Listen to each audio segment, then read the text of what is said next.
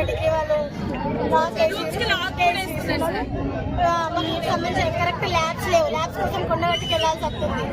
Labs లేవు, faculty సరిగ్గా లేదు, క్లాసెస్. మీరు ధర్నా ఎందుకు చేస్తారు? మీరు ధర్నా ఎందుకు రిలీజ్ కావాలి క్యాంపస్. రూమ్స్ లేవు కరెక్ట్ గా. ఒక క్లాస్ కంటే ఒక రూమ్ అంటూ ఏది లేదు.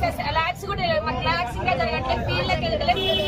క్లాస్ చేసుకోవడానికి మేము వచ్చిన నుంచి నెక్స్ట్ స్టేజ్ చదువుకోవడానికి అసలు ఏం బేసిక్